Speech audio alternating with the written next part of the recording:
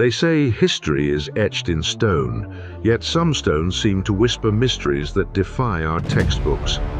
Scattered across ancient civilizations are artifacts that shouldn't exist, at least not without the aid of modern technology.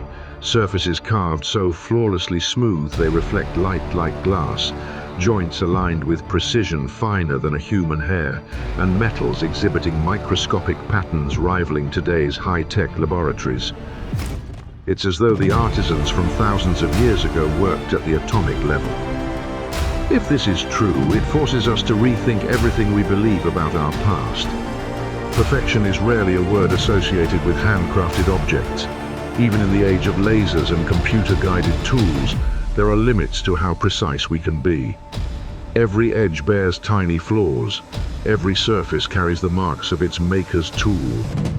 Yet, across the oldest monuments and relics, there are astonishing exceptions that break these rules. Picture a granite block weighing several tons, quarried with tools from the Bronze Age, yet polished so flat that modern instruments detect deviations smaller than a millimeter over its entire length. Or an ancient gold ornament hammered so precisely that under an electron microscope, its microscopic design looks like it came from advanced atomic layer manufacturing, not from human hands. How could this be? Understanding the scale of this puzzle means recognizing how tough these materials are to shape. Granite, for example, ranks high on the Mohs hardness scale, much harder than the copper or bronze tools supposedly used to carve it. Even iron tools would struggle to create the glass-like finishes found in temples across Egypt, Peru, and India. Yet these surfaces exist. Mainstream archaeology often credits patient labor, simple but ingenious tools, and the use of sand as abrasives. But when engineers, stonemasons, and scientists study these artifacts, many remain unconvinced. Consider the perfectly drilled holes in hard stone at sites like Abu Sir and Giza. Modern machinists who examine these holes find spiral tool marks suggesting drilling speeds and feed rates far beyond what ancient hand tools could achieve. Some holes appear cut through granite in a single, uninterrupted motion, without the vibration or uneven wear expected from manual drilling. Then there's metallurgy. Damascus steel, famed for its durability and beauty, was once hailed as medieval craftsmanship's peak. Yet microscopic analysis reveals nanowires and carbon nanotubes embedded in the metal, features we can only reproduce in today's laboratories. These structures appear in blades forged over 1,000 years ago by smiths who had no knowledge of atomic science. Zooming in further, some ancient alloys display grain patterns and impurity distributions so uniform it seems the metal was manipulated at the atomic scale. Without signs of repeated melting or hammering, we see evidence of processes far beyond what we can replicate without modern technology. This mystery deepens because these examples aren't isolated anomalies. They appear repeatedly across distant cultures that supposedly had no contact. The megaliths of Pumapunku in Bolivia, the ashlar masonry of Cusco, and the precisely cut sandstone of Saqqara all display engineering hallmarks beyond the accepted capabilities of their time. Some sites reveal not just precision, but also techniques unknown to us. Stone fused as if by extreme heat, surfaces polished without abrasives, joints so tight even modern engineers struggle to replicate them without digital design. Blocks fit together like puzzle pieces without mortar, indicating builders who were not mere artisans but engineers with an advanced understanding of materials, perhaps far beyond what we imagine. If these achievements weren't the lucky exceptions but recurring patterns, we must consider a startling conclusion. Either our ancestors possessed knowledge we don't understand, or someone or something taught them. This opens a door to a past that refuses to fit neatly into history books, a past where human capability may have reached or even surpassed limits we now struggle to comprehend. Next, we'll explore a striking case study, an ancient artifact whose microscopic secrets challenge the very idea of progress. In 1851, deep within South Africa's goldfields, miners in the Transvaal region began uncovering something strange. Though they sought gold, diamonds, and platinum, what they found were small, perfectly formed metallic spheres, curiosities that would soon challenge conventional history. Initially, only a few of these spheres were discovered, but soon dozens, then hundreds, began to surface.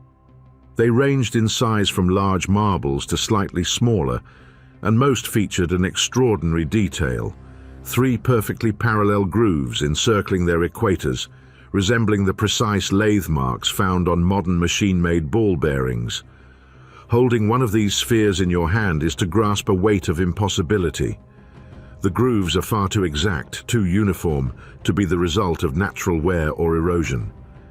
Geologists were left utterly perplexed by the discovery of perfectly spherical objects embedded deep within solid rock layers that have been dated to over 2 billion years old.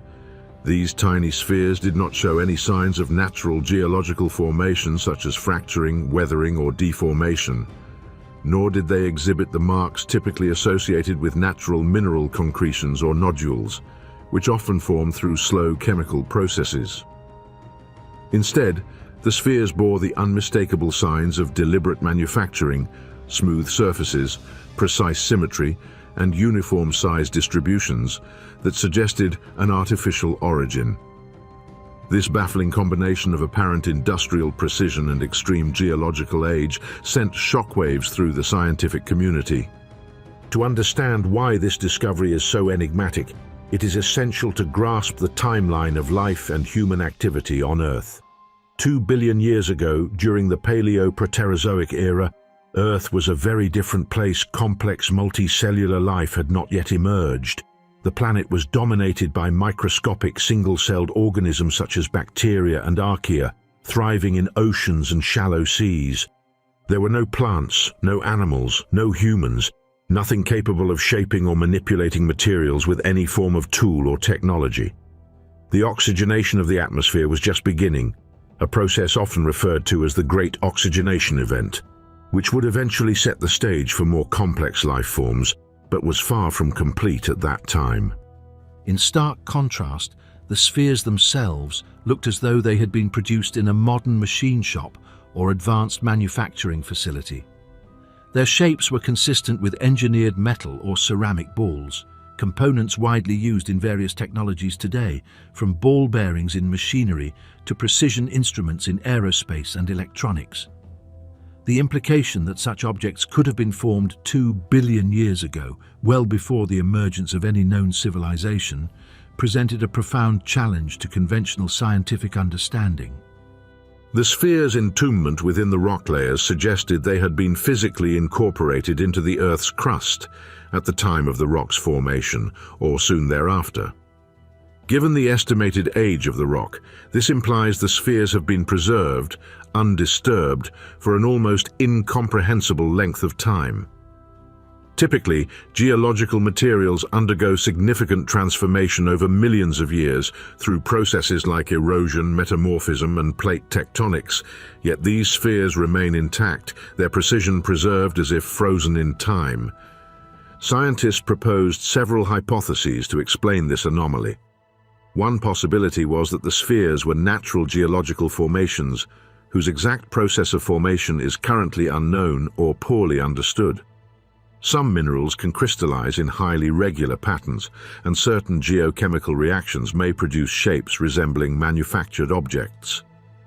Another hypothesis suggested these might be extraterrestrial in origin, micrometeorites or space debris that fell to Earth and became embedded in the sediment before being lithified into rock. However, both explanations have significant weaknesses.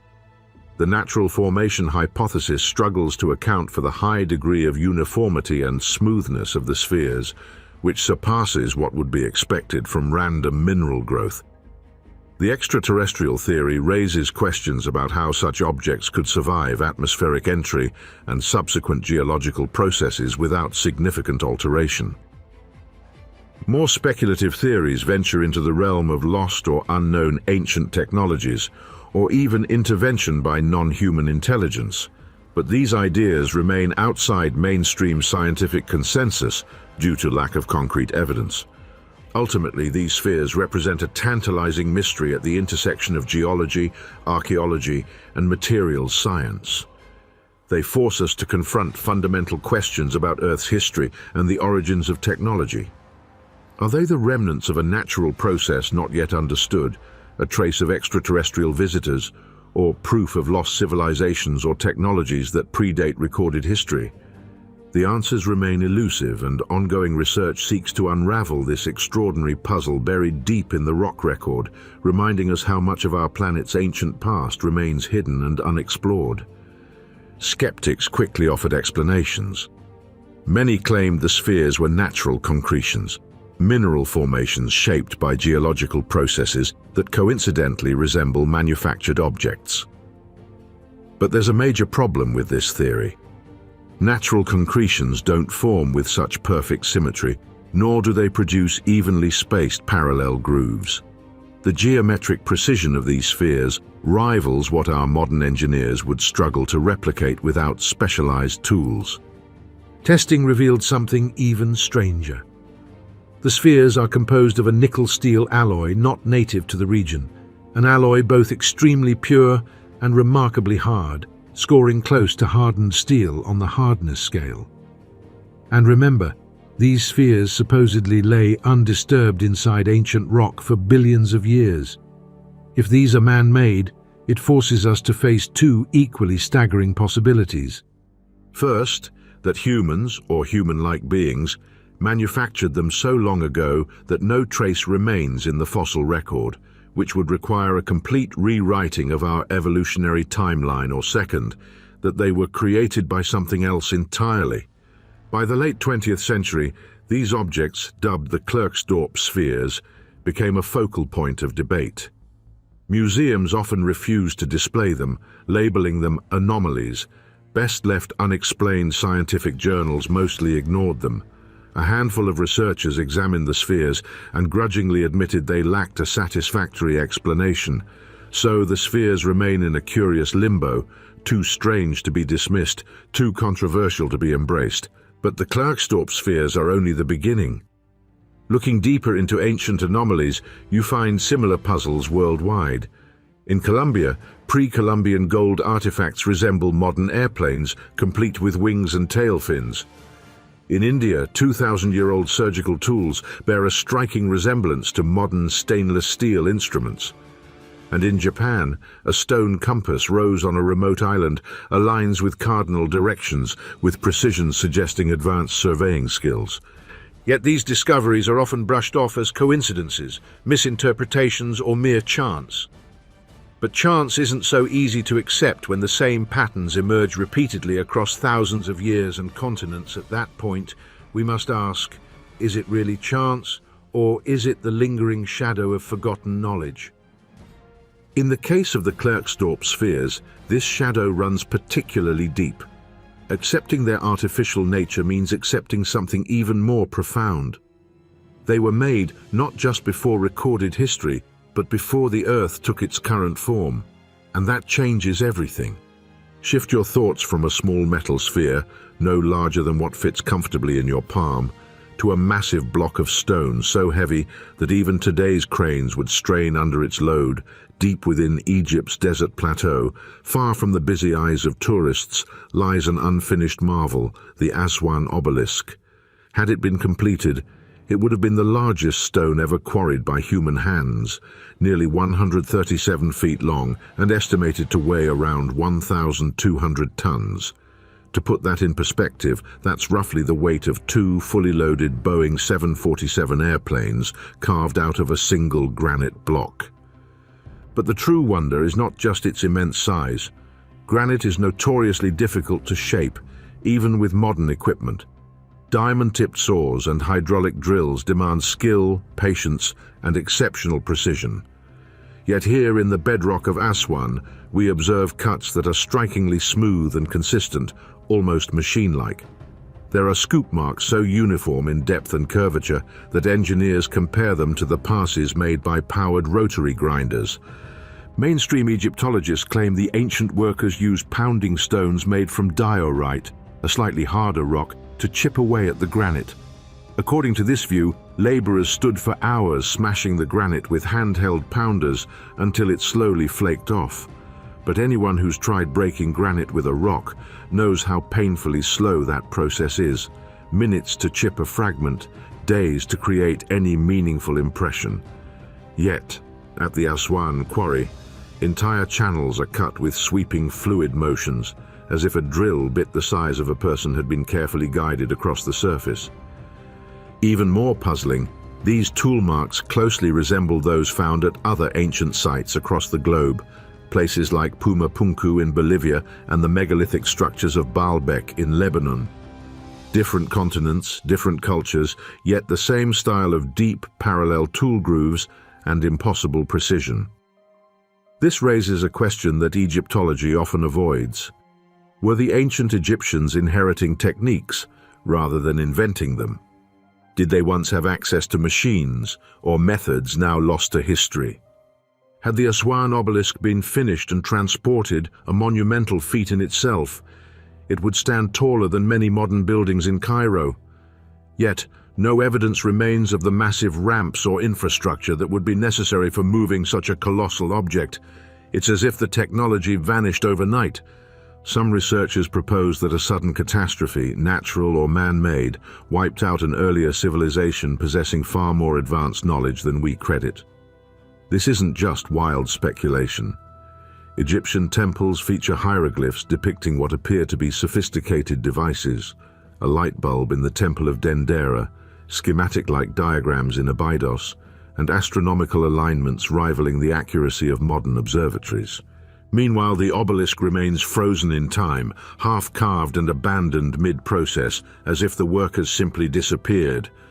It stands under the scorching desert sun like a frozen moment in an ancient documentary we were never meant to witness. Modern attempts to replicate the Aswan quarry's cuts using diorite pounders fail. They leave jagged, inconsistent marks, nothing like the smooth parallel grooves there. This leaves us with two unsettling possibilities. Either our dating of the quarry is off and the marks were made later with advanced tools, or more disturbingly, the marks were made earlier by a lost technology. Either way, the unfinished obelisk isn't just a monument to ambition, it's a monument to a mystery hinting at shared global knowledge long before recorded history began. Leaving Egypt and crossing the Mediterranean, we arrive at another baffling ancient site, one submerged beneath the sea. Here, enormous stone blocks lie perfectly arranged underwater thousands of years ago, their existence challenging the origins of civilization itself. Imagine diving off the coast of Japan, sunlight filtering through crystal-clear water, illuminating a rugged seabed.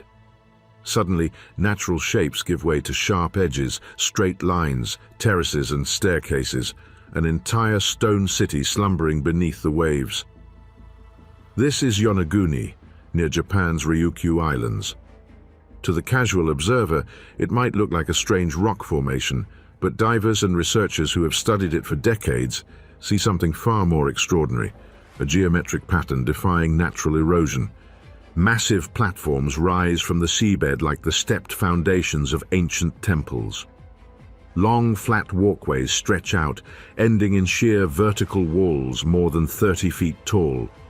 Staircases with perfectly even rises climb to what appears to be a ceremonial platform, surrounded by rectangular pools and a flat plaza, eerily reminiscent of ancient urban planning. The explanation given by some, that the formations are simply sandstone fractured along natural horizontal and vertical joints, and then sculpted by erosion into clean angles, runs into significant problems. These shapes are more than just geometric. They are architectural. Right-angled corners seamlessly connect to terraces with perfect 90-degree turns. Massive stone blocks appear deliberately separated from the bedrock, as if quarried intentionally. Certain corridors align with precise astronomical points, much like the megalithic sites found above sea level. Marine geologist Masaki Kimura, who has dedicated years to studying the submerged site of Yonaguni off Japan, argues that it is at least 10,000 years old. This date places it well before the known dawn of Japanese civilization. If Kimura is correct, Yonaguni predates the Egyptian pyramids by millennia and would have been built during a period when humans were still thought to be small, scattered groups with primitive technology. What deepens the mystery is the context of the last ice age, about 12,000 years ago. At that time, sea levels were over 300 feet lower than today, exposing vast stretches of now submerged seabed as dry, fertile land where early humans could have settled. As the ice melted and oceans rose, entire coastal civilizations may have been swallowed by the sea, leaving only the tallest structures visible, like ghostly relics of a forgotten past. This theory of drowned civilizations is not unique to Yonaguni. Similar underwater ruins have been found in the Gulf of Cambay, India, where sonar scans reveal rectangular formations and stone blocks beneath the Mediterranean. Submerged structures off Malta eerily resemble the island's ancient megalithic temples, lying some 60 feet underwater. Off Cuba's western coast, sonar mapping has discovered symmetrical stone formations half a mile below the surface, in an area that would have been dry land over 10,000 years ago. If Yonaguni is indeed artificial, it may be part of a global pattern. Such evidence suggests that large-scale stone architecture existed long before the traditionally accepted rise of civilization in Mesopotamia. This would require rewriting not just a chapter but the very opening pages of human history.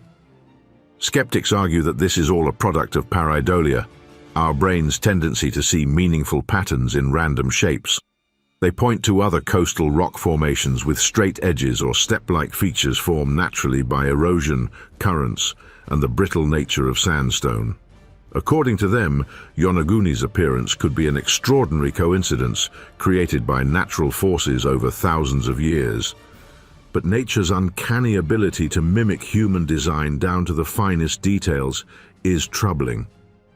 For example, at Yonaguni, there is a large upright stone slab resembling a standing monolith, deliberately positioned to face a specific direction, almost like a marker for an entrance. Another area contains parallel grooves, evenly spaced, suggesting intentional carving. The more closely you examine the site, the harder it becomes to dismiss these anomalies. Some steps are too uniform to be random products of erosion, and many platform heights correspond to sacred architectural ratios linked to astronomy or mathematics. This is far from what we expect from fractured rock. Nearby on dry land, the Yonaguni stone tablet bears petroglyphs that some researchers believe connect the submerged site to ancient cultures of the region. If this underwater city once stood above sea level, its builders might be the same people who created those carvings, a direct cultural link spanning thousands of years. The question of timing is as provocative as the how. If Yonaguni sank due to post-Ice Age sea level rise, its construction predates all officially recognized civilizations by thousands of years. This pushes the origins of complex architecture and perhaps organized society deep into prehistory. If Yonaguni was part of a wider network of coastal settlements, rising seas may have erased an entire chapter of human history. Whole cities, trade routes, and cultural advancements could lie hidden on continental shelves worldwide, waiting for deep-sea exploration to uncover them. This isn't just speculative archaeology, it's a stark reminder of civilization's fragility. One climatic shift, one geological event, and entire cultures can vanish without a trace. If it happened once, it could happen again. Thus, Yonaguni remains a puzzle carved in stone beneath the waves. Was it the work of an ancient civilization whose knowledge has been swallowed by the ocean, or simply a remarkable geological coincidence? The sea guards its secrets jealously, slowly eroding the site, softening edges, and erasing clues. Time is running out to uncover the truth before it fades completely. But Yonaguni isn't alone. If we travel west across the vast Pacific to the Andes, we encounter another enigma. Perched high on Bolivia's plains lies a site where stones fit together so perfectly that not even a razor blade can slip between them. And some of those stones are so massive that even today's cranes would struggle to move them. As we delve further into this enigma, it increasingly feels like fragments of a vast puzzle scattered across continents, and we're only just beginning to piece together its borders. Picture holding a blade that, when examined under an electron microscope, reveals an intricately arranged lattice of alternating iron and carbon layers. These layers are aligned at the nanometer scale with such precision that even today's most advanced metallurgists would find replicating it without sophisticated laboratory equipment extremely challenging. Yet this blade is not a product of modern technology. It is an artifact from the Middle Ages, known famously as Damascus steel.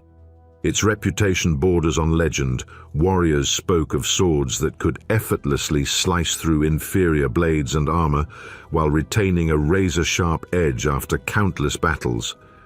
The secret to such exceptional strength was not just brute forging power, but something far subtler: the blade's microstructure.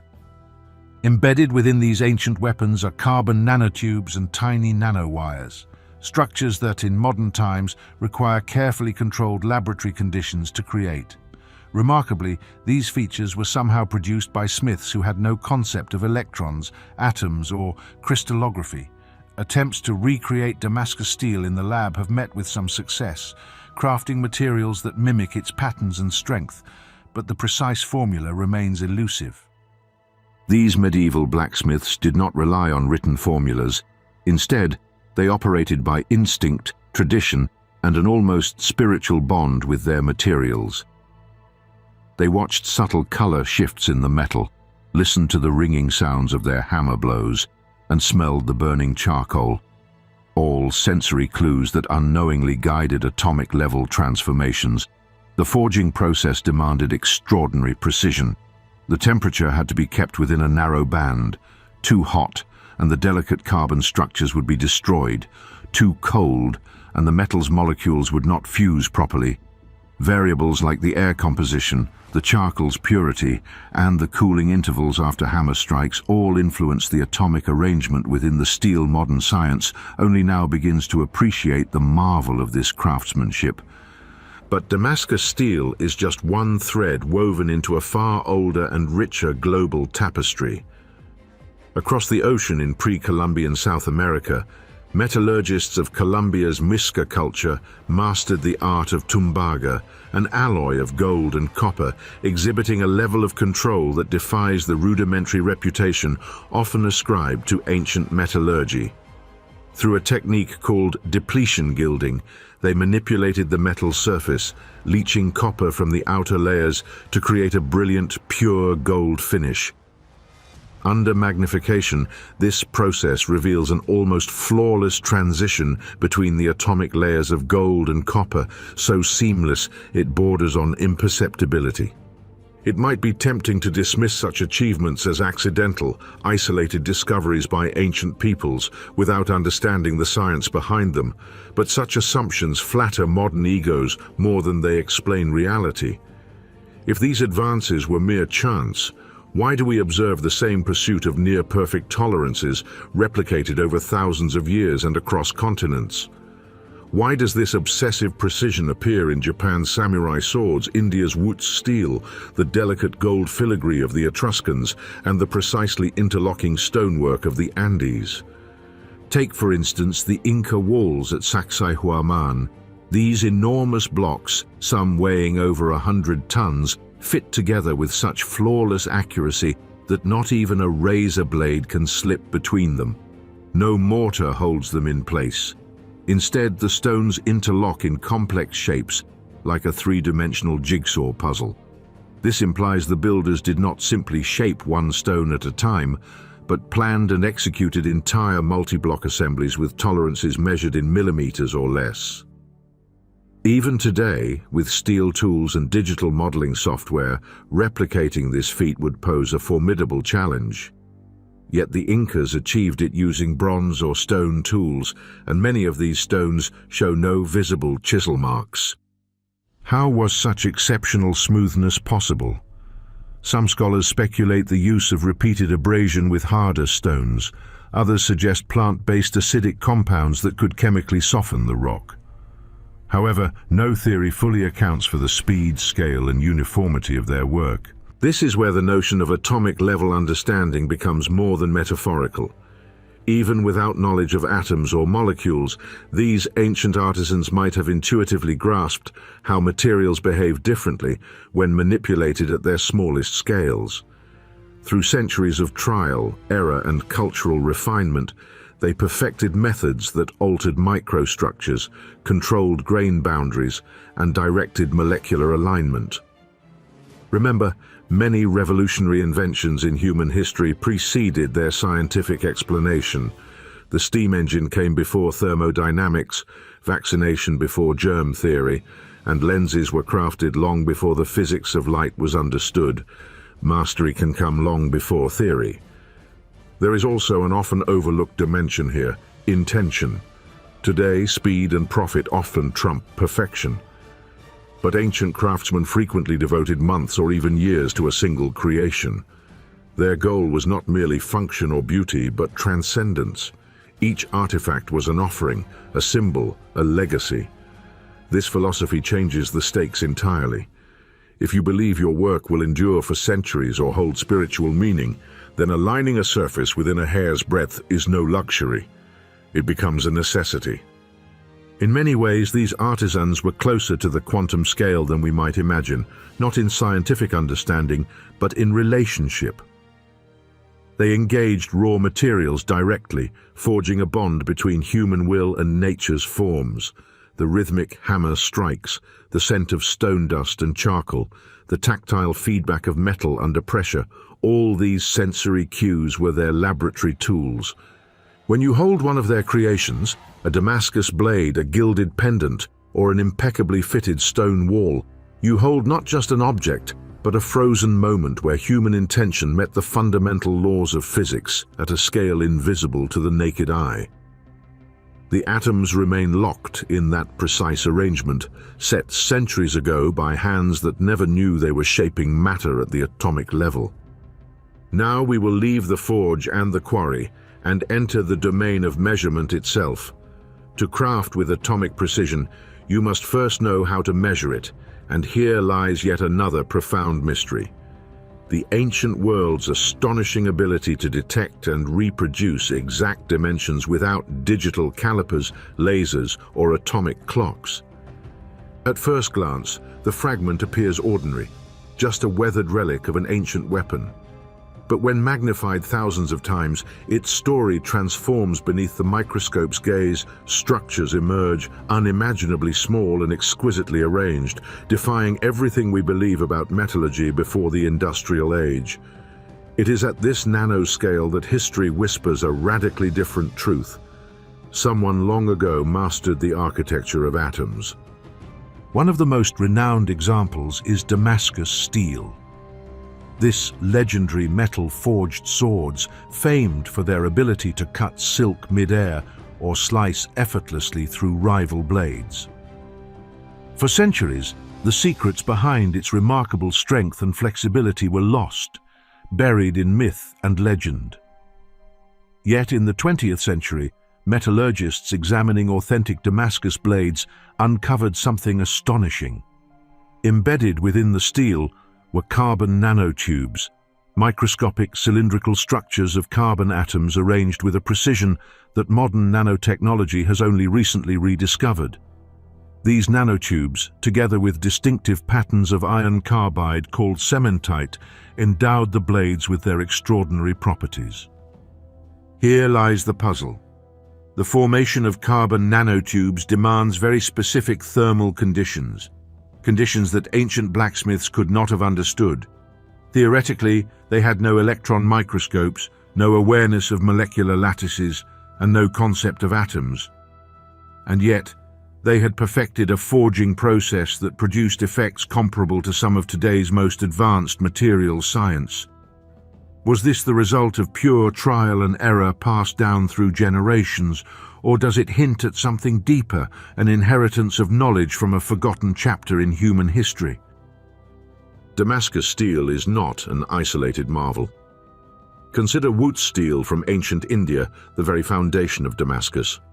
Produced in crucibles and traded widely by 300 BCE, Wootz was celebrated for its seemingly magical resilience. The internal microstructures of these ingots exhibit patterns that modern metallurgists recognize as self-assembled at a microscopic level. Once again, a combination of artisanal intuition and concealed science created a material with properties that rival or surpass many modern steels. Even older mysteries exist, like meteoric iron, metal forged not from Earth's crust, but from the cosmic remnants of ancient asteroids. The Tutankhamun dagger, analyzed in 2016, was crafted from such extraterrestrial iron, alloyed with nickel and cobalt in proportions earthly ores cannot match. This was no simple melting and casting.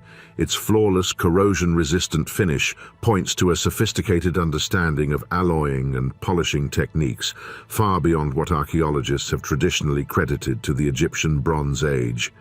The deeper we delve, the stranger it becomes. Roman concrete, for example, is famed for its longevity, yet its microscopic chemistry remains underappreciated. While modern concrete deteriorates within decades, Roman harbor walls have withstood seawater erosion for over 2 millennia. Studies reveal that the lime in Roman concrete was intentionally mixed in a way that produced particles continuing to react with seawater, healing cracks and strengthening the structure over time. This is a form of self-healing material, a concept only now emerging in modern synthetic polymers and smart composites. Across all these cases, what we observe is not mere skilled craftsmanship, but mastery at the very edge of atomic behavior, the same realm that governs nanotechnology, quantum mechanics, and today's materials science. This realization compels us to confront a profound question. If these remarkable techniques were attained through empirical wisdom alone, why were they lost for centuries?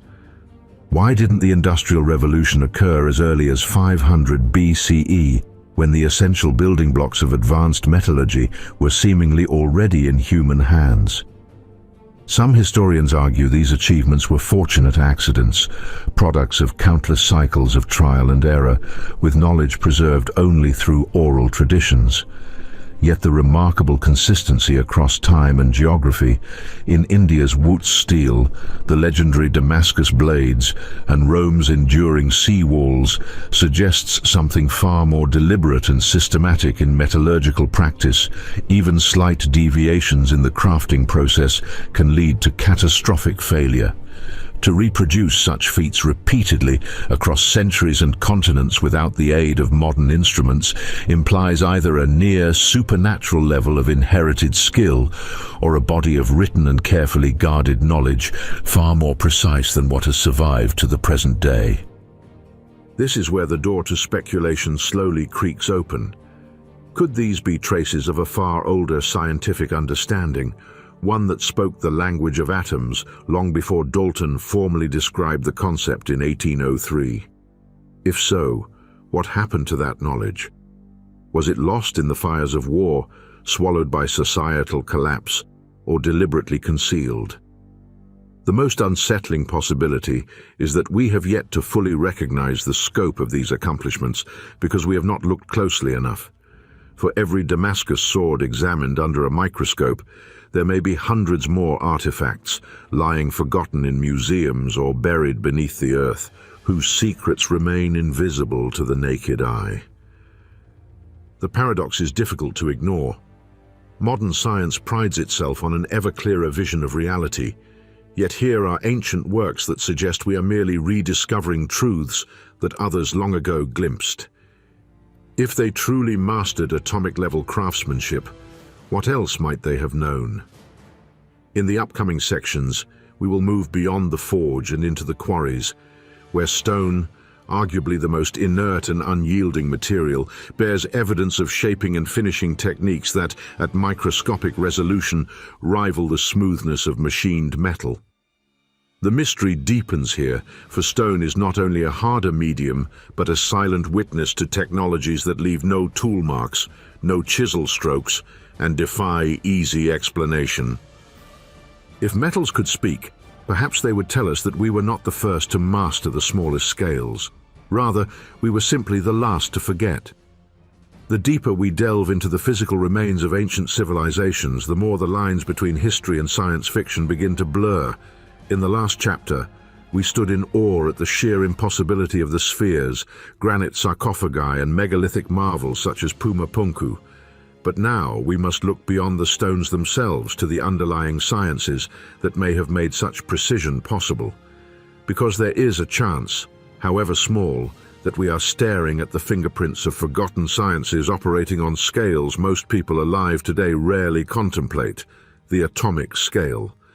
Imagine for a moment a workshop in 2500 BCE, where instead of bronze chisels and pounding mallets, craftsmen wield tools that somehow manipulate matter with exactness down to the thickness of a human hair, or even smaller. This isn't just about accuracy, it's about control. Control over how atoms arrange themselves, how crystal lattices grow, and how metallic grains align for maximum strength.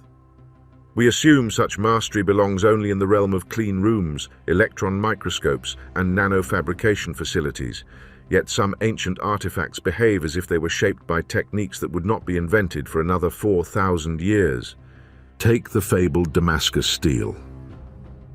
At first glance, it appears merely a form of sword-making renowned for its beauty and strength.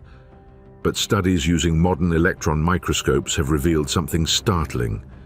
Embedded within the steel's structure are carbon nanotubes, microscopic cylinders of carbon atoms arranged with mathematical precision.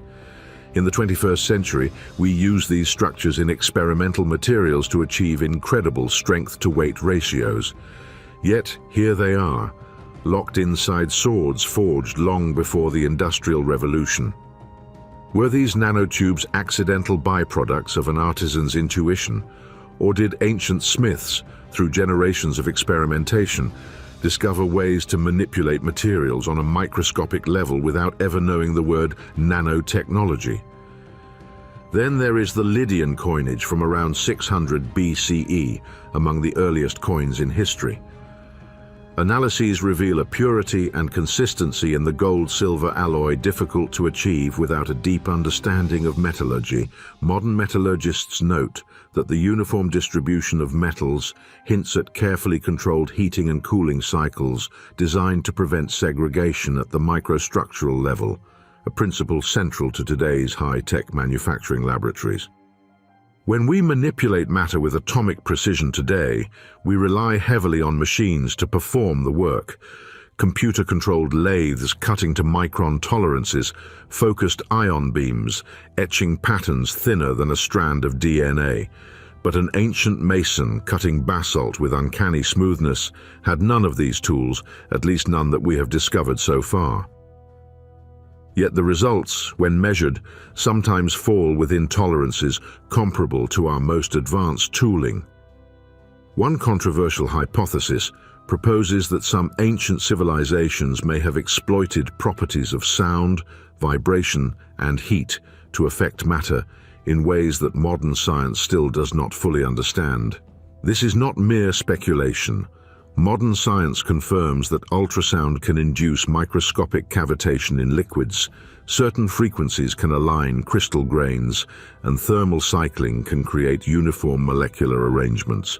Could it be that ancient workshops were filled with instruments that, while appearing primitive to our modern eyes, produced subtle and profound effects on the materials they shaped? There is also the intriguing question of lost recipes. Formulas so finely tuned and effective that once forgotten, they have proven nearly impossible to replicate. Roman concrete stands as a prime example. Structures built from it have endured 2 millennia of weathering, storms, and relentless exposure to seawater.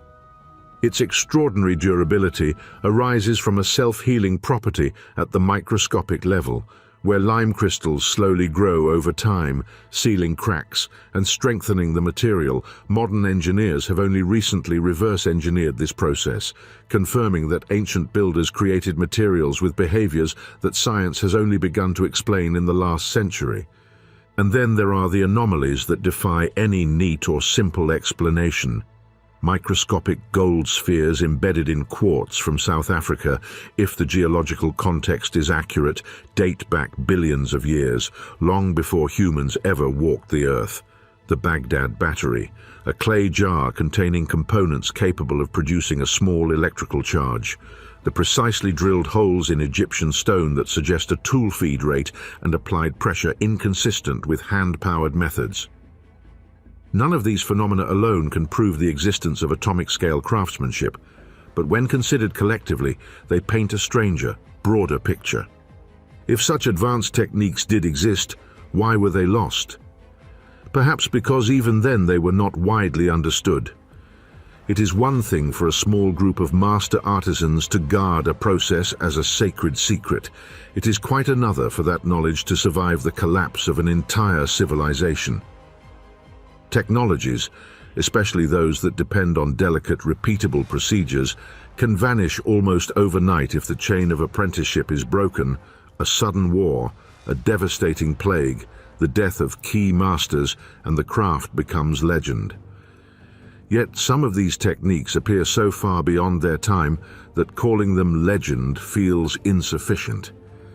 When modern scientists discover nanostructures embedded within an ancient blade, they immediately recognize the physics at play, but remain unsure whether they are witnessing a fortuitous accident or a deliberate, extraordinary feat. And if the latter, how much more might have been possible in those lost workshops? Could there have been ancient counterparts to today's semiconductor fabrication plants? Not housed in sterile, clean rooms, but instead located in stone halls with techniques and tools we have yet to decode fully? We also must entertain the uncomfortable possibility that our conventional timeline of technological development is flawed or at least incomplete. If civilizations capable of working with such precision existed far earlier than currently believed, then their achievements might lie buried deep beneath layers of earth and history, their tools reduced to dust, leaving only the toughest artifacts behind, the stones, the metals, the fragments that force us to reverse engineer their genius with only the faintest clues in hand. Standing in a museum today, you might gaze upon a polished obsidian mirror from Mesoamerica or a flawlessly cut crystal lens from ancient Egypt, and feel the faintest echo of this mystery reverberate through time. The knowledge is gone, but the proof remains locked in the perfection of these works. And within that perfection lies a challenge, perhaps even an invitation, to rediscover not just the how, but the why behind these remarkable feats. Because if ancient engineers could shape matter with such mastery, they were not merely constructing tools, weapons, or monuments. They were sending messages across centuries and millennia that skill and understanding can transcend the limits of time itself. The question remains, are we ready to hear that message? And in seeking out their secrets, might we uncover something far greater than mere precision? Imagine holding a sword whose blade shimmers with a fluid, water-like flow. Beneath that mesmerizing beauty lies a structure so advanced that modern scientists peering through electron microscopes have found arrangements of carbon atoms and iron on a scale so precise it borders on nanotechnology. This is Damascus steel, a material whose very name has become synonymous with both mystery and mastery. Forged in the crucible of ancient knowledge, Damascus steel carried secrets that even the most skilled modern metallurgists struggled to replicate for centuries. But here is the deeper question. Did its creators truly understand the microscopic marvels they were crafting? Or was their genius born of painstaking tradition passed down through generations until the exact process faded into legend?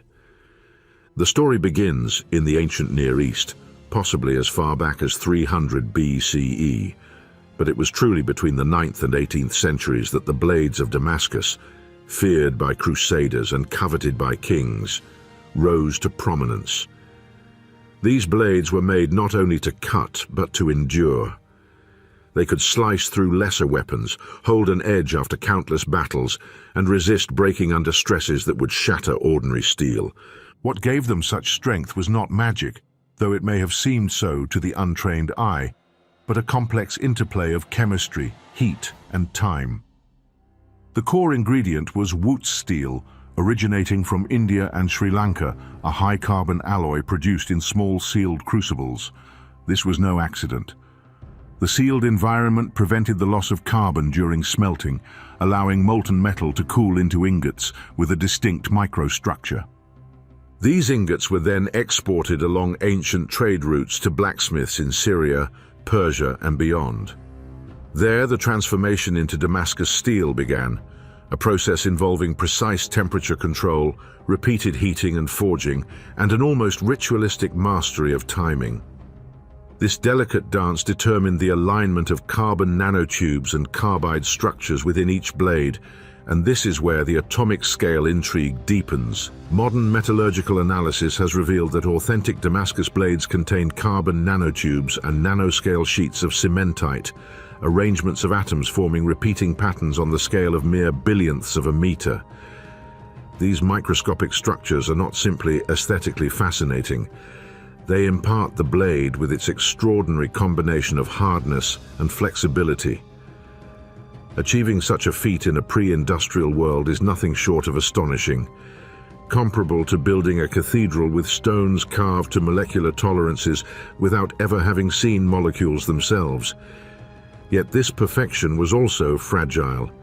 The process was deeply dependent on the unique chemical composition of the original Wootz steel ingots. As trade routes shifted and the original ore sources were exhausted, the precise ratios of carbon and trace elements changed. By the 18th century, blacksmiths found that although their blades retained their beauty, they no longer possessed the legendary strength and resilience. The art, once thriving and guarded, began to fade into myth. However, the allure of Damascus steel never vanished entirely. In the 20th century, metallurgists undertook exhaustive efforts to reverse engineer the process, meticulously combing through historical records, experimenting with crucible smelting techniques, and analyzing surviving artifacts. At the atomic scale, they achieved a measure of success. Modern reproductions could replicate many of the mechanical properties and even mimic the iconic surface patterns. Yet, important questions remain unresolved. Did ancient smiths, through generations of trial and error, stumble upon methods that effectively manipulated matter at the nanoscale without any awareness such a scale even existed?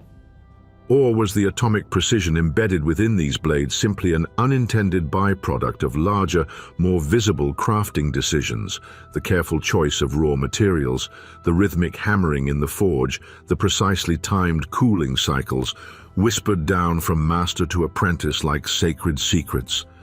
An additional layer to this mystery arises from the hypothesis that the techniques behind Damascus steel may have roots far older than the medieval Near East. Some researchers suggest the knowledge originated from Hellenistic or even more ancient civilizations, passed down and refined over centuries. If this is true, then Damascus steel may not be a singular invention, but rather the pinnacle of a continuous thread of atomic-level craftsmanship stretching deep into antiquity. This theory aligns with a broader enigma at the heart of our investigation. How many of the so-called miracles of ancient engineering were actually the results of unbroken lines of practical empirical science, now fractured and lost to time? When we compare Damascus steel to other ancient materials, the parallels become striking.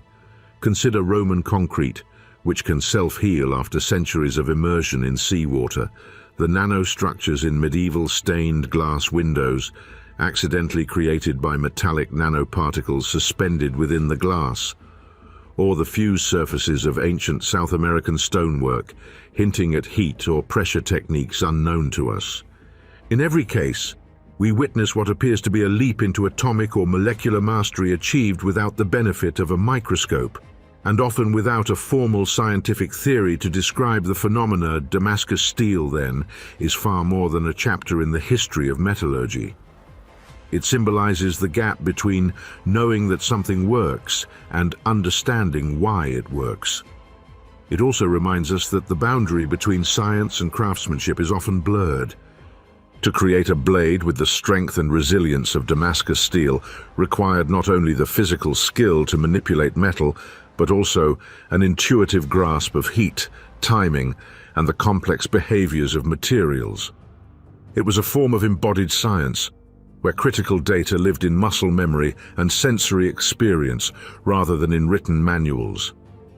Perhaps this is why the loss of Damascus steel's secret still stings deeply. We did not merely lose a manufacturing process, we lost a way of thinking, a mode of engaging with materials that treated them not as inert substances, but as living participants in the forge. This relationship, honed over centuries, produced results that modern industry, with all its precision instruments, still regards with awe. In our journey through ancient machines built with atomic precision, Damascus steel stands both as a triumph and a tragedy. A triumph because it proves that human beings, without electron microscopes or computer modeling, could still shape matter at the smallest scales into tools of unmatched performance. A tragedy because that knowledge slipped away, not through deliberate secrecy, but through the slow erosion of trade resources, shifting cultural priorities, and the fading of tradition. Yet the mystery endures. Each surviving blade lying in museums or hidden in private collections issues a silent challenge to our understanding. If they could achieve such mastery, then what else might they have accomplished? What other atomic arts might be waiting to be rediscovered or perhaps reinvented in our own era?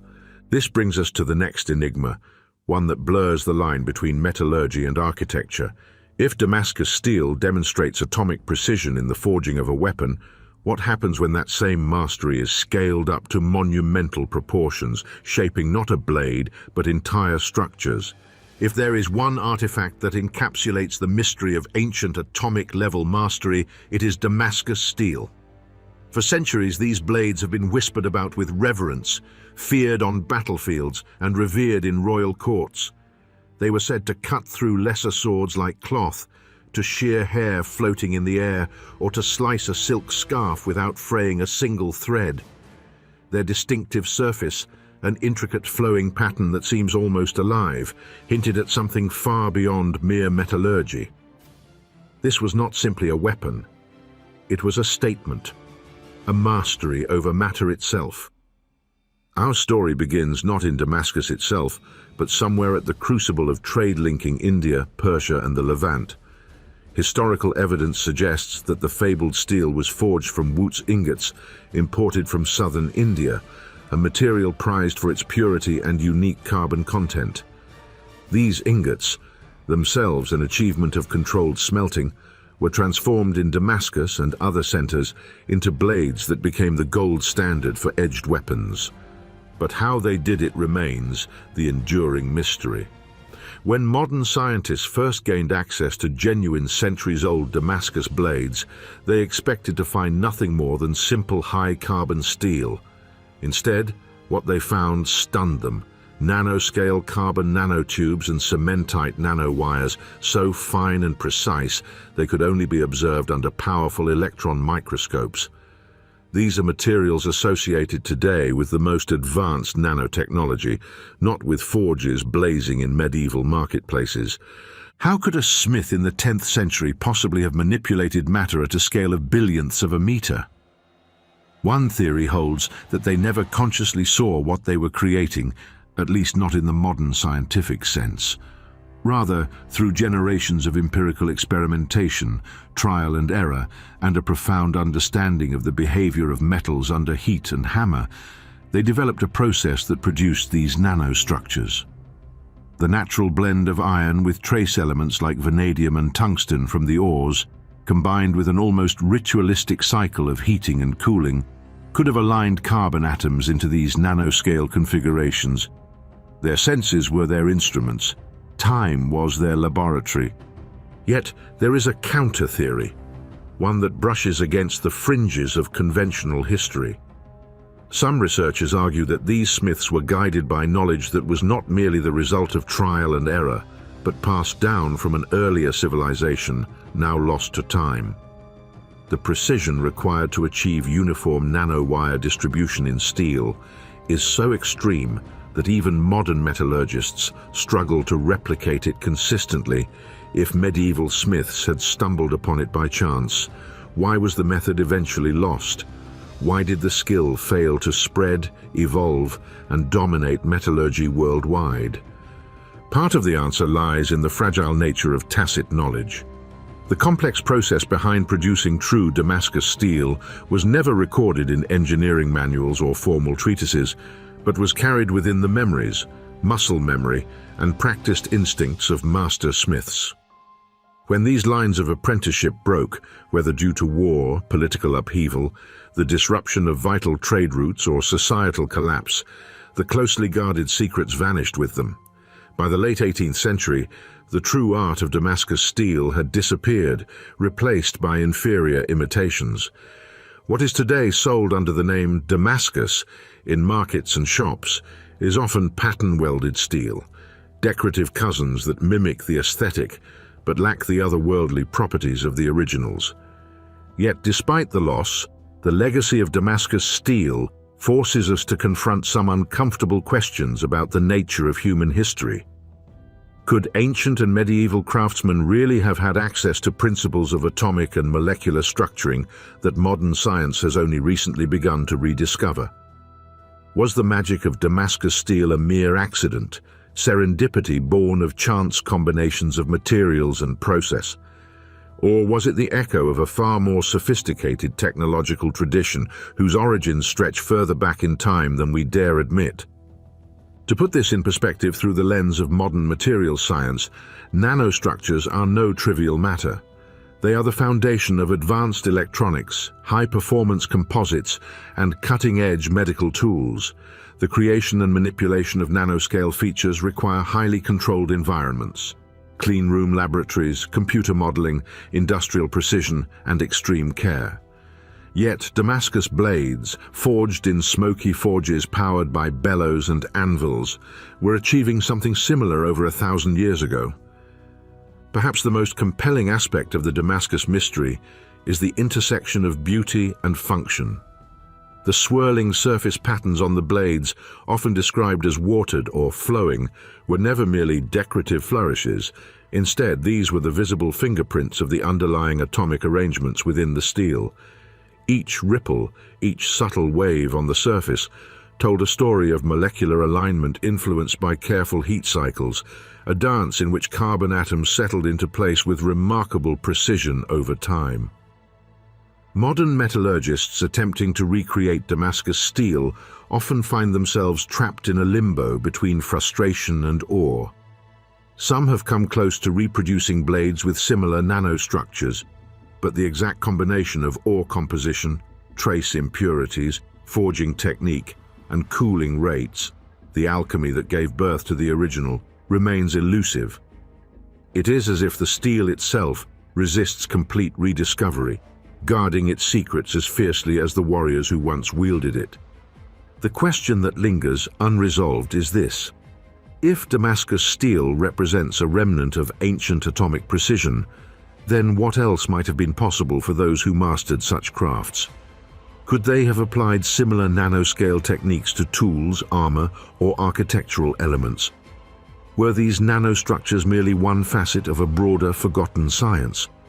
Or was Damascus steel an isolated peak, a singular triumph born from a perfect marriage of nature's resources and human ingenuity? As we proceed, we will shift focus away from the forge and toward the quarries, where stone, rather than steel, bears marks of precision so exact they seem impossible. But keep this in mind: Damascus steel is proof that even without microscopes or the vocabulary of nanometers, our ancestors may have manipulated the very building blocks of matter. And if they could achieve this with fire, hammer, and the wisdom of generations, then what limits truly were there? If the ancients did wield such atomic-level precision, why then did that knowledge vanish? This question gnaws at the edges of our curiosity like an unresolved chord. Lingering without closure throughout history, the march of technology has often appeared as a cumulative ascent, building upon the discoveries of those who came before. Yet, in the cold stone and aged alloys of the past, there exists a strange inversion. peaks of craftsmanship rising sharply from an otherwise primitive technological landscape, only to disappear and not be reached again until modern times. It is as though the path to progress was interrupted or deliberately rerouted. This paradox is vividly illustrated by the Great Pyramid's alignment, so exact to true north that even modern engineers struggle to replicate it without laser guidance. This precision stands in stark contrast with the archaeological consensus that the tools available to the pyramid builders were simple copper chisels and basic rope plumb lines. The mismatch between means and results is jarring. Were these truly the only tools available? Or have we lost knowledge of a parallel toolkit, one that did not survive in the archaeological record because it was not composed of stone or metal? Ancient precision often appears selective and episodic. A culture might produce one or two pieces of astonishing craftsmanship surrounded by works of visibly lesser quality. It is as if a momentary brilliance emerged, perhaps the flash of a master artisan or a small circle of technologists, only for their knowledge and methods to vanish with their deaths or the collapse of their society. The Antikythera mechanism stands as the quintessential example, a mechanical computer capable of predicting astronomical events with uncanny accuracy.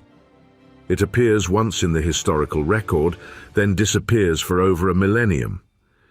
Some argue this is not a mystery, merely the randomness of preservation, that countless other examples of high-precision work once existed, but were lost to time, climate, and human interference.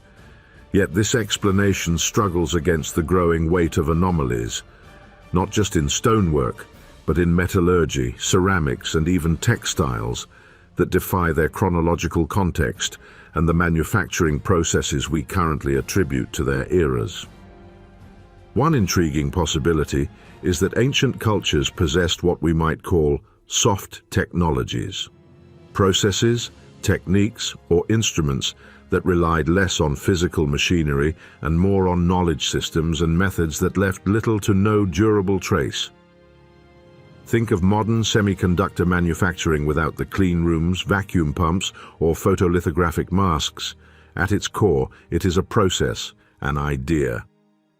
Should a global collapse occur tomorrow, the physical remnants of our most advanced production systems would degrade rapidly, leaving future archaeologists with scant evidence to deduce our true capabilities. Another hypothesis turns to the realm of trade secrets and monopolies. Perhaps there existed ancient guilds, akin to medieval craft guilds, whose value lay in guarding proprietary knowledge, passing it down orally or through tightly controlled apprenticeships. If these guilds perished in war, famine, or political upheaval, their guarded techniques could vanish almost instantly. In this light, ancient precision may have been less about a globally shared skill set and more about isolated pockets of mastery. Yet there is an even more unsettling possibility. Some of this lost precision was the byproduct of forces or tools we no longer possess, and its disappearance may not have been accidental.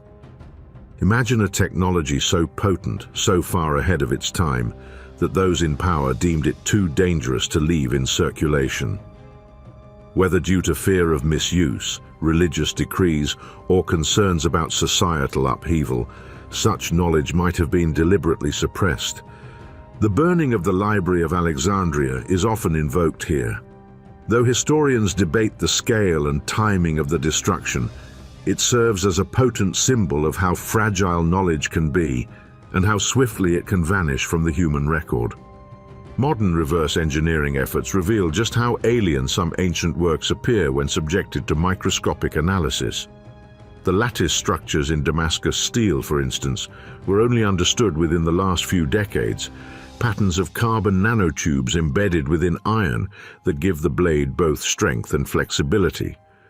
These structures were not intentionally crafted at the nanoscale by medieval blacksmiths, at least as far as records show, yet the consistent results strongly suggest a deliberate, if unspoken, mastery of conditions and materials that today we would recognize as nanoengineering. Similarly, certain Incan stone walls feature interlocking blocks fitted so tightly that not even a razor blade can be slipped between them, all assembled without mortar. Some researchers suspect thermal or chemical treatments, perhaps plant-based acids or unknown binders, were used to soften or fuse the surfaces at the microscopic level before setting into their final rock-solid form. If true, these represent a form of material science that was not only advanced, but deeply practical and yet somehow entirely forgotten. As we grapple with this paradox, we are forced to confront uncomfortable truths about our own era. We tend to assume that progress is linear and cumulative, but history whispers a different story, one of rises and collapses, knowledge gained and then scattered to the winds. The idea that we might be living in another such peak, vulnerable to the same fate, is sobering. The devices in our pockets, the satellites in orbit, the quantum computers in laboratories, all could become opaque mysteries to a future civilization if the chain of knowledge is broken. The paradox of lost precision is more than an archaeological curiosity. It is a mirror held up to the fragility of civilization itself. Each impossibly perfect cut, each inexplicable tolerance preserved in stone or metal is both a marvel and a warning. They whisper of what can be achieved, and how easily such achievements can be erased. And as we stand at the cutting edge of our own technological era, perhaps the most important lesson is not simply how the ancients did it, but how we ensure that our own hard-won precision, atomic or otherwise, survives the tides of time. Because if history has taught us anything, it is that perfection is fleeting, and the memory of how to achieve it even more so. The deeper archaeologists peer into the microscopic and atomic details of ancient artifacts, the more the narrative fractures into two seemingly irreconcilable camps. Those who attribute these impossibly precise creations to the ingenuity of human craftsmanship within known historical timelines, and those who believe they hint at lost epochs of technological brilliance, now reduced to scattered ruins and enigmatic relics. By now, the evidence feels like a mosaic with more missing tiles than completed images, tantalizing glimpses of an unspoken chapter of human history.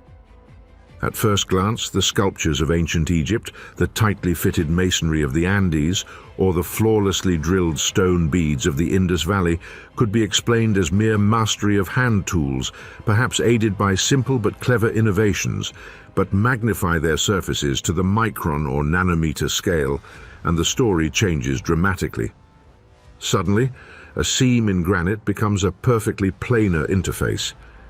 A polished obsidian mirror reveals a surface so smooth that, by today's standards, it rivals semiconductor wafers. What is striking is not just the level of craftsmanship, but the statistical improbability of such precision occurring repeatedly across cultures separated by oceans, languages, and millennia. This is the point at which some researchers quietly begin to speculate. Were these skills independently rediscovered multiple times throughout human history, or were they inherited fragments from an older global knowledge system? The human timeline, as presented by conventional archaeology, places the rise of complex civilization somewhere around 6,000 years ago, with rapid technological acceleration in recent centuries. But a growing body of physical evidence challenges this neat, linear trajectory. Consider the mysterious Iron Pillar of Delhi, standing tall for more than 1,600 years without significant corrosion.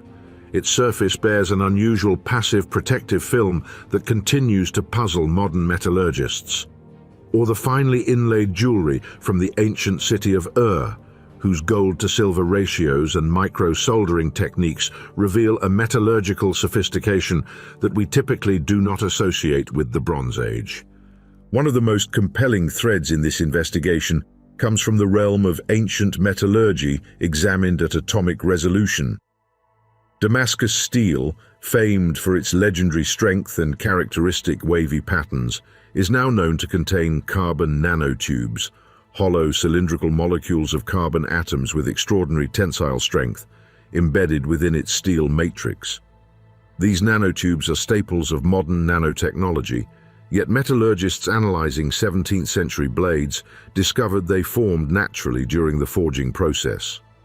Whether this was an accidental byproduct or an intentional, repeatable technique remains one of the great unanswered questions. If the latter, it implies that blacksmiths in the Middle East were manipulating atomic scale structures centuries before scanning electron microscopes even existed. Some scholars suggest that artisans observed macroscopic effects, such as the blade's unmatched sharpness or resilience, and refined their methods generation after generation until they could reliably reproduce these results. The process itself may have been a highly guarded secret, its true understanding lost when the last master smiths died. But this leaves a question hanging in the air. Was this merely intuition, honed over centuries, or the vestige of an even older body of material science? Similarly, in South America, one of the most puzzling metallurgical feats involves the mysterious burger alloy, a blend of gold and copper often used for ceremonial objects. In certain cases, the alloying and depletion gilding processes appear to have achieved atomic scale uniformity, something that even today requires controlled environments and precise thermal management. How these artisans achieved such control without access to modern kilns or temperature gauges remains a mystery that quietly unsettles the tidy boundaries of our historical models. Critics of the lost technology hypothesis argue that extraordinary skill can emerge under the right social and cultural pressures. Civilizations with elite patronage, long apprenticeship systems, and a steady supply of skilled labor could achieve feats that seem miraculous to outsiders. The Egyptian stonemason shaping a diorite vase by hand was no amateur hobbyist. He may have spent decades refining his technique under the watchful eye of master artisans.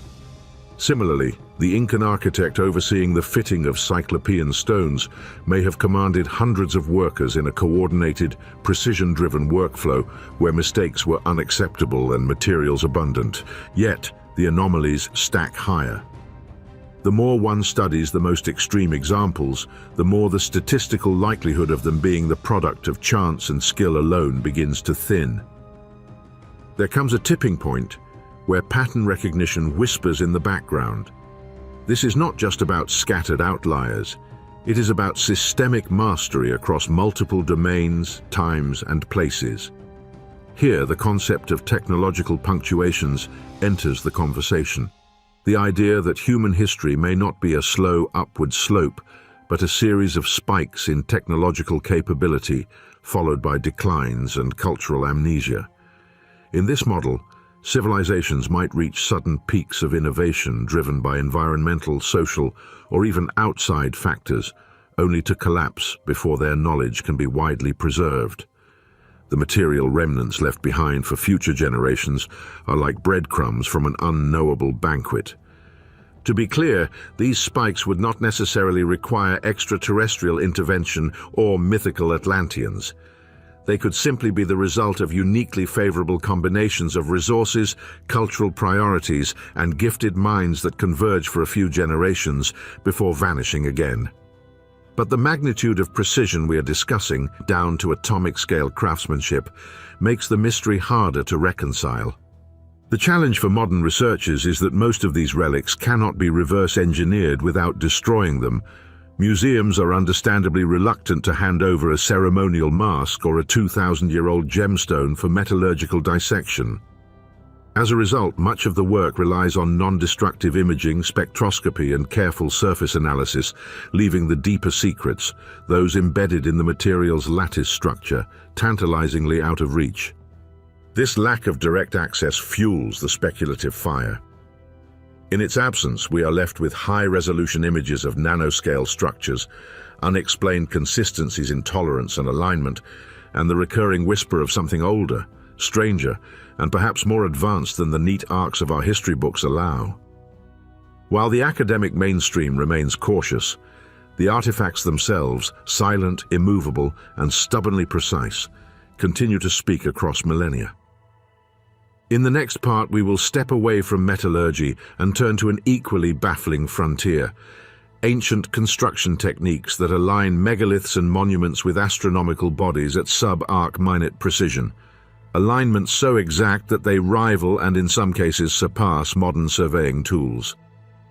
If the atomic craftsmanship of ancient metallurgy hints at mastery over the smallest building blocks of matter, then these celestial alignments suggest an equally improbable mastery over the vast distances of the heavens. Together, they form a picture that is both exhilarating and deeply unsettling.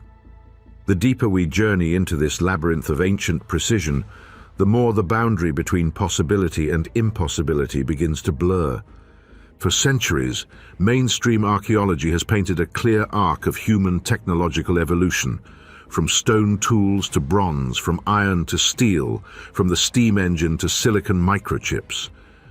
But when we peer through the lens of artifacts that defy their supposed limitations, cracks appear in that arc.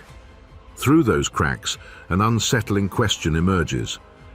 What if some of humanity's greatest technological leaps did not happen in the last 200 years, but were rediscoveries of knowledge once possessed and then lost? Consider the quiet revelations coming from modern material science laboratories. Under electron microscopes, certain ancient alloys reveal crystalline alignments so uniform that even with today's computer-controlled equipment, producing such consistency would be prohibitively expensive. Damascus steel, already celebrated for its legendary sharpness and resilience, has been shown to contain carbon nanotubes, tiny cylindrical structures made of carbon atoms arranged in hexagonal lattices with properties so extraordinary that NASA has studied them for aerospace applications. These nanotubes are not incidental impurities. They are integrated into the metal in ways that suggest intentional design. Yet we are told this was simply the happy accident of medieval smiths. If so, why do similar nanostructures appear in other cultures separated by oceans and centuries, in certain South American ceremonial blades, in Japanese katanas of the highest grade, even in fragments of ornamental metal recovered from ancient burial sites in Africa? Patterns begin to emerge, patterns of advanced metallurgy that whisper of a shared, deeper understanding. And if such knowledge existed, what else might have been within reach? This is where archaeology edges into uncomfortable territory. There is a reluctance to admit that ancient builders and smiths could have wielded capabilities on par with, or even exceeding, our own in specific domains. The prevailing model prefers to see history as a staircase, each generation building predictably on the last. The existence of anomalies, especially ones that require explanations invoking atomic-scale precision, threatens to transform that staircase into a far messier landscape of peaks and valleys, lost ages of light and dark. Take, for example, the precise interlocking stones of the Inca walls in Sacsayhuaman. We marvel at their tight joins, so tight that even a razor blade cannot pass between them. Some explanations invoke careful chiseling and iterative fitting, but those who have studied the surfaces up close with modern profilometry note that the stone surfaces aren't just flush. They follow each other's contours with remarkable fidelity over long distances. This kind of precision fitting, even in soft materials, is difficult. Without measurement tools calibrated to thousandths of an inch, in hard and brittle stones like andesite and diorite, it borders on miraculous. Could the shaping process have involved controlled material removal at the microscopic level, perhaps even thermal or chemical treatments that altered the stone's crystalline structure before final shaping? Ancient Egyptian stonework poses similar mysteries. The famous granite sarcophagus inside the Great Pyramid shows signs of flatness and squareness approaching modern machine shop tolerances. Boreholes in granite and basalt exhibit spiral tool marks consistent with feed rates far exceeding hand-cranked drills. Modern machinists have compared these marks to those left by high-speed diamond-tipped boring equipment, technology officially non-existent until the industrial era. If these patterns were isolated, they might be dismissed as coincidences or exaggerations. But when metallurgy, stonework, ceramics, and even ancient optics are combined, the web of anomalies becomes difficult to ignore. In 19th century archaeological digs in Nineveh, Assyrian lenses made of rock crystal were uncovered, some with spherical curvatures accurate enough to magnify images without significant distortion. In the Indus Valley, beads made of carnelian were drilled with holes less than a millimeter wide, perfectly straight and polished smooth. These details aren't merely aesthetically pleasing, they imply control at a scale beyond human vision. This means there must have been measuring tools or feedback systems beyond the naked eye. We tend to view our own era's technology as permanent, as the final and inevitable peak of progress. Yet the archaeological record may be telling us that even mastery at the atomic scale is not immune to the erosion of time. Civilizations can hold the key to manipulating matter with surgical precision and still lose it. When they do, survivors may be left with myths, half-remembered instructions, and artifacts whose makers they can no longer emulate. Imagine if tomorrow every microchip factory on Earth were destroyed, not just the buildings, but the expertise to recreate them within a single generation. The ability to etch silicon at the nanometer scale would fade from living memory within a century. The surviving chips might be seen as magical relics. Within 1,000 years, they could be taken as proof of divine intervention. So when we encounter an ancient gold pendant with filigree finer than a human hair, or a ceramic glaze fused at molecularly uniform thickness, we must ask, are we looking at the pinnacle of that culture's craft, or only what survived, the fragment of a far larger mastery that we have yet to fully match? This is the threshold before our final descent into the heart of the mystery ahead. We will confront the most controversial possibility of all, that ancient precision was not merely the product of lost tools, but the byproduct of an entirely different way of thinking about matter itself, one that might rewrite our understanding of what it means to be a technological civilization.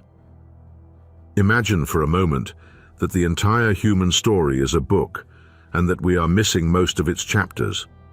The pages we hold are worn and incomplete, bound together with fragile strings of surviving records, myths, and ruins. Yet every so often, we stumble upon a detail so sharp, so precise, that it feels as if a sentence from a lost chapter has been etched into the margin, waiting to be deciphered. In the context of ancient machines and atomic precision, these details manifest not just as anomalies, but as echoes, and echoes have a peculiar quality. They carry the shape of the original sound, but with distortions, fading, and interference. The precision artifacts we uncover today may be just such echoes, faded remnants of a technology or knowledge system so far ahead of its time that, even when reduced to ruins, they retain measurable perfection. Take, for instance, the curious case of the Lycurgus cup.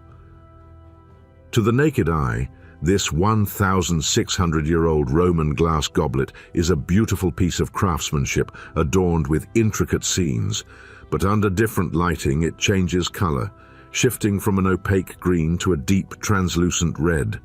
For centuries, this was seen as a mere artistic flourish. Only modern microscopy revealed the truth. The glass contains nanoparticles of gold and silver dispersed at scales of tens of nanometers, a level of control over material properties that would challenge even modern nanofabrication labs. If such a technique arose in isolation, one might argue it was a fluke, a happy accident of mixing impurities. But that explanation grows shaky when placed alongside other examples. The carbon nanotubes embedded in Damascus steel blades, the crystalline structures in pre-Columbian metalwork, the near-molecular uniformity of certain Mesoamerican obsidian tools. None of these examples were consciously described in atomic terms, yet the results are indistinguishable from deliberate manipulation of matter at that scale. The natural instinct of modern historians is to frame these feats as accidental discoveries, as if the ancients stumbled upon molecular precision without knowing it. But what if their conceptual frameworks, though different from ours, were not blind? What if they perceived patterns, symmetries, and transformations at scales they couldn't directly see, yet could still control through ritualized processes, empirical iteration, and encoded traditions? In other words, they may not have needed to understand why something worked to master how it worked. Consider how long humanity used fire before understanding combustion, or how ancient mariners navigated by stars without knowing stellar distances. Mastery does not always require full theoretical comprehension, only reliable repetition. And in the case of these atomic echoes, repetition might have been bound to systems of craft apprenticeship and perhaps even sacred secrecy. But here lies the tragedy. Precision without preservation is fragile. Once a technique is lost, once the chain of apprenticeship breaks, the method can vanish for centuries or millennia without documentation. In the language of science, future generations might encounter only the artifact, divorced from the knowledge of its making. That is why rediscovering these skills today often comes as a shock. We have no record of the hands, minds, and philosophies that brought them into being. The implications are staggering. If civilizations before us achieved atomic-level craftsmanship, what other sciences might they have touched? Could they have manipulated sound frequencies to alter material structures, engineered composite materials indistinguishable from nature, used principles of resonance, magnetism, or pressure in ways we have yet to replicate? It's tempting to dismiss such speculation as fringe, but remember, only a century ago, the concept of manipulating individual atoms was itself science fiction. Today, scanning tunneling microscopes allow us to arrange atoms like beads on a string. Our disbelief in ancient atomic knowledge says more about the limits of our imagination than the possibilities of the past. There is also a deeper, almost philosophical dimension here. If the universe is, at its core, a dance of particles and forces, then to shape reality is, in a sense, to learn the steps of that dance. Perhaps ancient engineers didn't discover atomic precision so much as they learned to move in time with the underlying rhythms of matter. Ritual, intuition, and craftsmanship could have been the sheet music by which they composed their creations. Some of the most intriguing possibilities emerge when we think of these echoes not as isolated sparks, but as parts of a larger, now lost pattern. The Great Pyramid's alignment, the polygonal masonry of Sacsayhuaman, the finely drilled stone beads of Saqqara, perhaps they were all chapters in a story where understanding structure and resonance at every scale, from the cosmic to the atomic, was the guiding principle. If that's true, then what we're left with are fragments of a lost symphony, notes scattered across time and continents. The question becomes, can we, with modern tools and ancient clues, reconstruct the music? The pursuit is not without peril. There is an alluring danger in projecting too much onto the past, in seeing intentionality where none existed, yet there is an equal danger in underestimating the capacities of those who came before us. To walk between these extremes requires both skepticism and wonder, the very balance that drives science forward. As we stand on the edge of atomic mastery today, capable of crafting quantum dots, manipulating DNA, and building materials atom by atom, we may find ourselves centuries from now in the same position as those ancient artisans. What knowledge will survive us? Which techniques will be rediscovered, causing future generations to ask, how did they do this? It is here, at this intersection of humility and ambition, that we glimpse the true weight of these echoes. They are not just reminders of what has been lost, but challenges, gauntlets thrown across the centuries, daring us to pick them up. And so the question remains, when we finally hold those lost notes in our hands, will we merely marvel at their beauty, or will we learn to play the symphony again? The more we peel back the layers of time, the more it becomes clear that history is not a straight line of progress. It is a jagged path, peaks of brilliance, valleys of loss, where civilizations have risen to dizzying heights of innovation, only for their secrets to vanish into dust, megaliths, metals, and celestial alignments. Each is a whisper from a past that refuses to be silent. And in those whispers lies an uncomfortable truth. Our ancestors may have mastered methods we cannot yet replicate, let alone fully understand. Think of how we speak of the information age as though it is unique. But what if there were precision ages long before us, eras in which the tools of creation reached scales so fine they danced on the edge of the atomic? To us, this sounds like science fiction. Yet in the rusted grains of Damascus steel, in the polished faces of granite blocks, in the fused seams of artifacts thousands of years old, the evidence stubbornly lingers.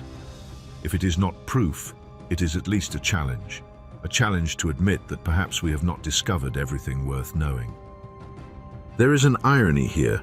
Our own technologies, electron microscopes, high-resolution spectroscopy, 3D scanning, have made us aware of this hidden precision. Without them, we would see only old rocks and rusted blades. But now those tools reveal stories. Our textbooks have yet to catch up with stories that rewrite the boundaries between myth and engineering. And so we are left with two possibilities. One, these anomalies are rare accidents of chance, the byproducts of trial, error, and remarkable luck. Or two, they are the deliberate results of lost knowledge, techniques once mundane until the hands that knew them were gone forever. Perhaps there is a third possibility. This is not just about the past. It is a reminder for the future. Civilizations fall, knowledge fades, skills vanish when no longer valued. The question is not whether we can rediscover what they knew, but whether we will protect our own innovations well enough to ensure they survive us.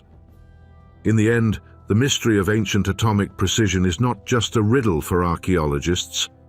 It is a mirror in which we see both the heights of human ingenuity and the fragility of the thread that connects us to it. And maybe, just maybe, it is also a warning. Thank you for joining us on this extraordinary journey through the universe here on Frontiers of Infinity. If this glimpse into the unknown has sparked your curiosity, be sure to subscribe and join us, where we unravel the darkest mysteries of space.